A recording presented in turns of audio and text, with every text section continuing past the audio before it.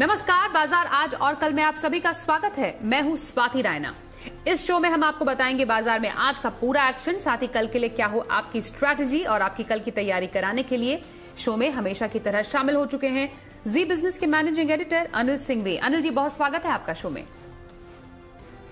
और खास मेहमान आज जो रहेंगे हमारे साथ वो हैं ट्रेड स्विफ्ट ब्रोकिंग के संदीप जैन। संदीप जी, आपका भी बहुत स्वागत है। और पूरी रिसर्च टीम है हमारे साथ, परिचय करा दे। हमारे साथ है कुशल गुप्ता, वरुण दुबे, आशीष चतुर्वेदी और देवांशी आशर। उनसे जानेंगे अलग अलग सेक्टर पर उनकी एक्सक्लूसिव खबर और रिसर्च। लेकिन सबसे पहले आज बाजार का कारोबार कैसा रहा उस पर एक नजर डालते हैं। तो शेयर बाजार आज जब फिर गिर गया, लगातार चौथा दिन था जब बाजार पर कमजोरी हावी रही। सेंसेक्स में 562 पॉइंट की गिरावट देखी गई, जबकि निफ्टी 190 अंकों की गिरावट के साथ 14,750 के नीचे बंद हुआ। बाजार में दरअसल आज आईटी और एफएमसीजी को छोड़कर करीब करीब सभी सेक्टर्स में गिरावट नजर आई। बैंक निफ्टी भी 650 पॉइंट गिरकर 34,500 के नीचे चला गया। एफआईआईज और डीआईआईज के डेटा ने आज क्या संकेत दिए हैं उनको भी देखते हैं। एफआईआईज यानी विदेशी संस्थागत निवेशकों ने कैश मार्केट में करीब 2,626 करोड़ रुपए की खरीदारी की। वहीं डीआईआईज यानी घरेलू संस्थागत निवेशकों ने 562 करोड़ रुपए की आज बिकवाली की है।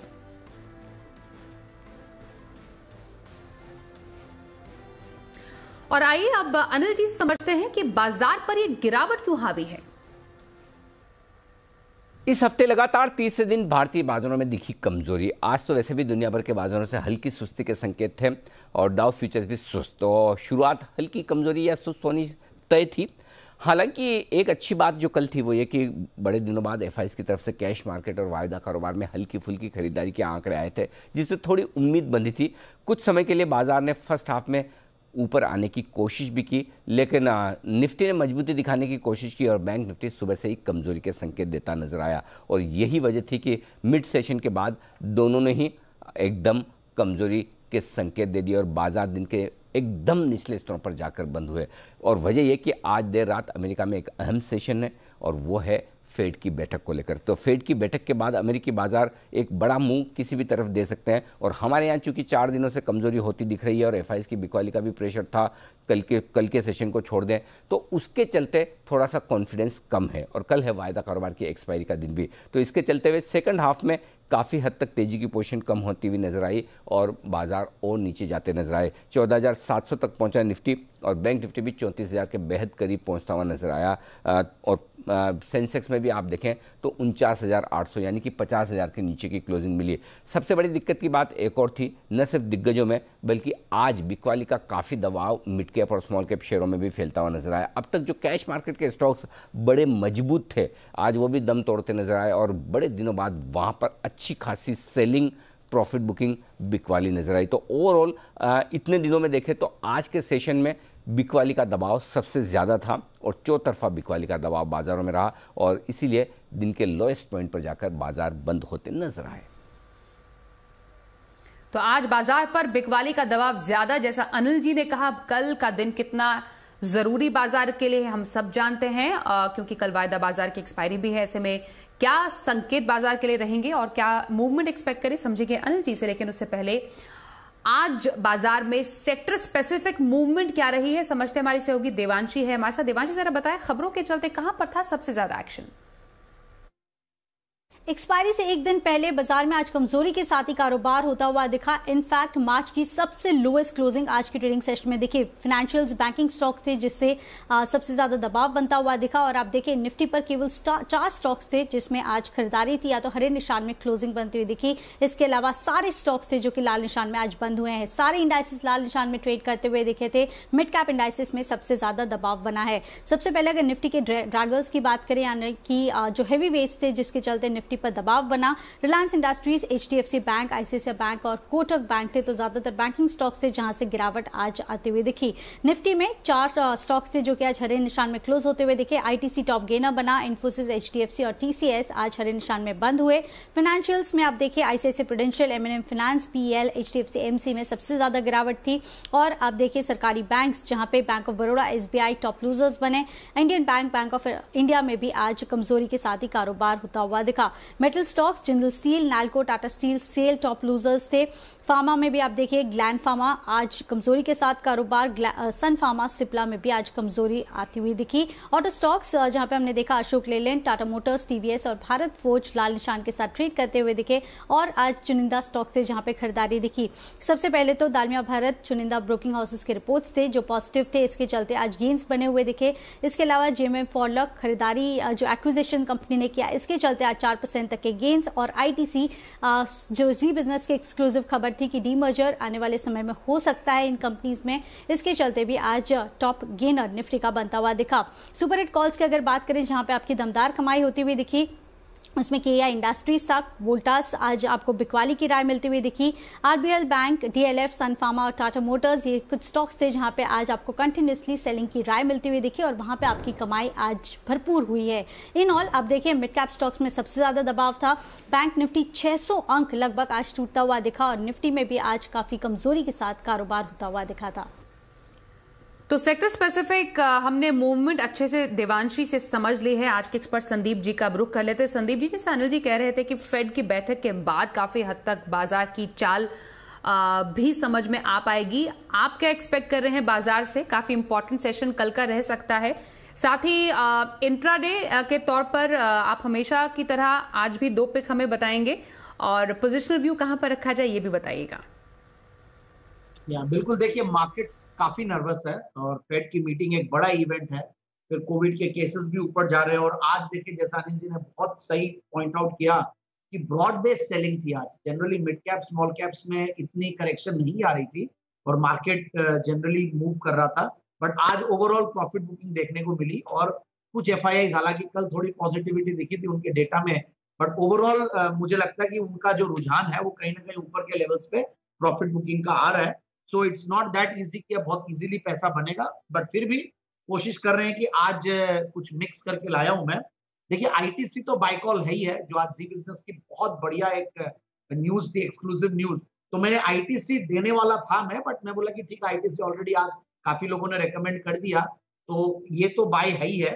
बट उसके अलावा एक मैं सेल कॉल लाया हूँ एफएनओ की, वो है बजाज फाइनेंस। मुझे लगता है कि अब थोड़ा सा अप्रोच मिक्स्ड रहना चाहिए और 5360 के लेवल्स पे ये बंद हुआ है, यहाँ पे बेचिए। 5290 5270 का एक टारगेट लगाइए और 5410 का स्टॉप लॉस। और कैश मार्केट में जो मैं इंट्राडे की पिक के तौर पे लाया हूँ वो है ऑलरेडी करेक्टेड स्टॉक है, बहुत बढ़िया एक एमएनसी है, बेयर क्रॉप साइंस, तो उसको आप इन लेवल्स पे ले सकते हैं। 5131 और 5190 का टारगेट लगाएं और 5090 का स्टॉप लॉस लगाएं। और पोजिशनल पिक के तौर पे जो ऑलरेडी जी बिजनेस पे भी मालामाल वीकली में भी आया हुआ है वो स्टॉक है बीएलएस इंटरनेशनल। मैंने भी पहले रेकमेंड किया हुआ है, ऊपर के लेवल से वापस से करेक्ट किया है, तो बीएलएस इंटरनेशनल को देखा जा सकता है। करेक्टेड स्टॉक्स को लेने में कहीं ना कहीं रिस्क रिवॉर्ड रेशियोज बेहतर रहते हैं। 105 के लगभग है और मुझे लगता है कि 95 का स्टॉप लॉस लगाएं और 120 से 25 का टारगेट लगाएं पोजिशनल पिक के तौर पे। ओके, तो संदीप जी के पिक्स को फटाफट रिकैप कर ले तो एफएनओ से सेल कॉल आज उन्होंने दी है बजाज फाइनेंस में, वहीं कैश से बायर क्रॉप साइंस में खरीदारी की सलाह वो दे रहे हैं इंट्राडे पिक में, और इसके अलावा पोजिशनल व्यू उन्होंने दी है बीएलएस में रखने की सलाह। संदीप जी से बातचीत जारी रहेगी, लेकिन उसके पहले कुछ और सेक्टर स्पेसिफिक बातचीत हम कर लें। इंटेलेक्ट डिजाइन अरेना काफी ज्यादा फोकस में है, 6 महीने में 200% से ज्यादा रिटर्न देखा गया। आखिरकार क्यों दौड़ रहा है इंटेलेक्ट डिजाइन अरेना, समझते हैं। हमारे साथ है हमारे सहयोगी कुशल गुप्ता जी।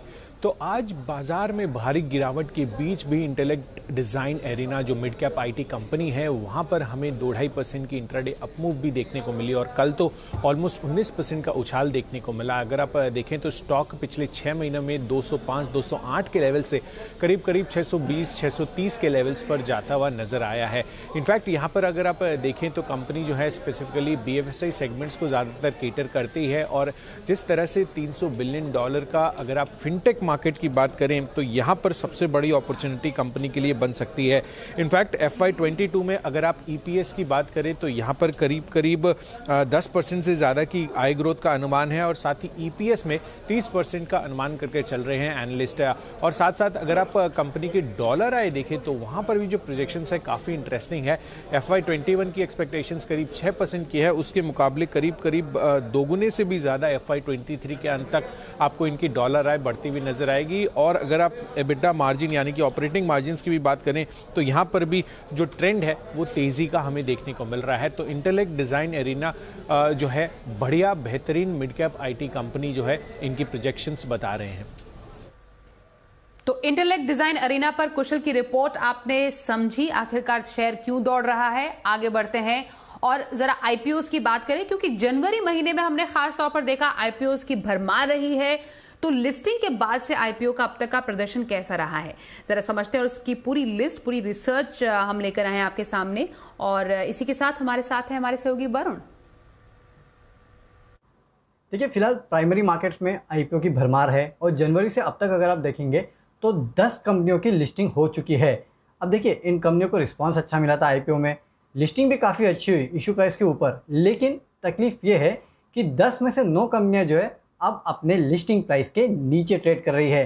जी हाँ, मात्र रेलटेल ये कंपनी है जो अपने लिस्टिंग प्राइस के ऊपर ट्रेड कर रही है। बाकी सारी कंपनीज अगर आप देखेंगे तो एंथनी वेस्ट 36% नीचे है, हेरनबा 26% नीचे है, home first, Brookfield, stock price, ये सारी कंपनियां हैं जो कि अपने लिस्टिंग प्राइस के नीचे ट्रेड कर रही है। और इससे भी हैरानी की बात तो यह है कि 10 में से 5 कंपनियां ऐसी है जिन्होंने जिस दिन लिस्टिंग हुई उस दिन जो हाई बनाया उसको फिर से कभी तोड़ ही नहीं पाए। और कौन सी है ये कंपनियां? हाल ही की listed MTAR technologies, Heranba, Brookfield, Home First, Anthony, ये 5 वो कंपनियां हैं जो जिस दिन लिस्ट हुई उस दिन जो हाई बनाया उसको फिर से पार ही नहीं कर पाई।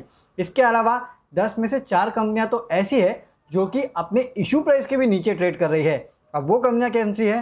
Home first, IRFC, Antony waste और ब्रुकफील्ड। यानी कि IPO के समय कंपनियों को रिस्पांस काफ़ी अच्छा मिलता है, लिस्टिंग भी जोरदार होती है, लेकिन लिस्टिंग प्राइस को फिर ये कंपनियां पार नहीं कर पा रही है। ये एक बहुत बड़ी दिक्कत की बात है। तो IPO मार्केट का पूरा लेखा जोखा हमने अच्छे से समझा। वरुण से आगे बढ़ते हैं और देखते हैं अब शो में शर्मा जी का ऑप्शन।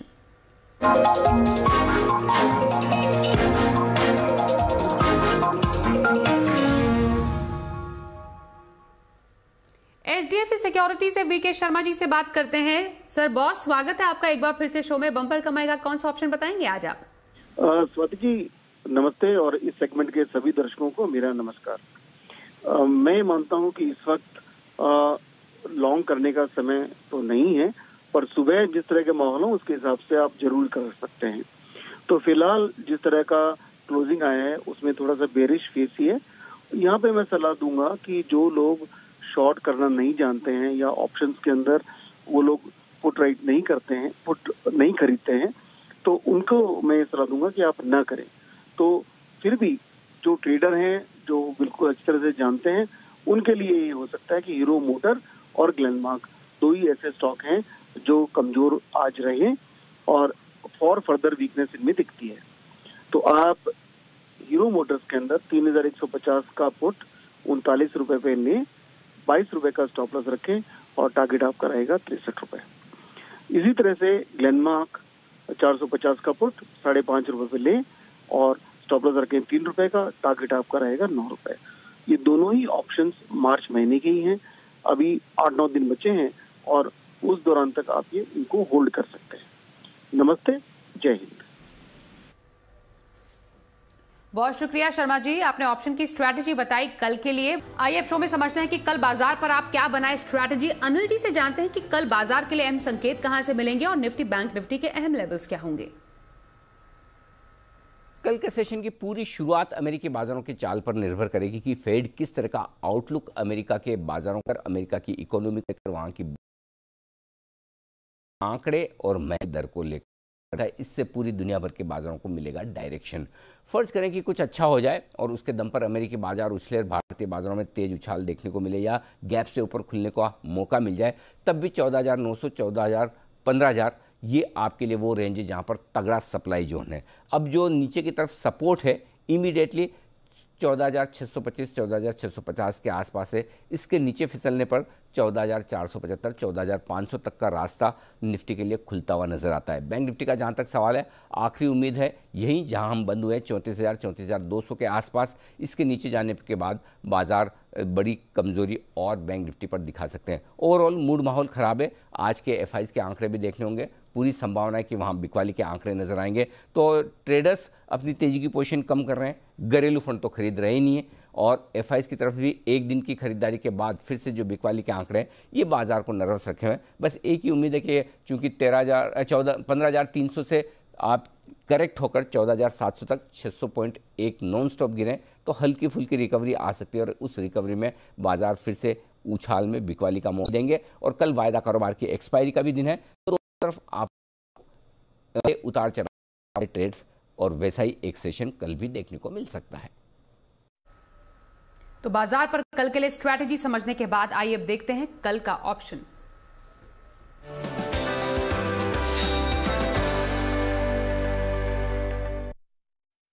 बात करते हैं एसएमसी ग्लोबल के नितिन मुरारका से। नितिन जी, बहुत स्वागत है आपका शो में। कल के लिए क्या ऑप्शन स्ट्रैटेजी सजेस्ट करेंगे?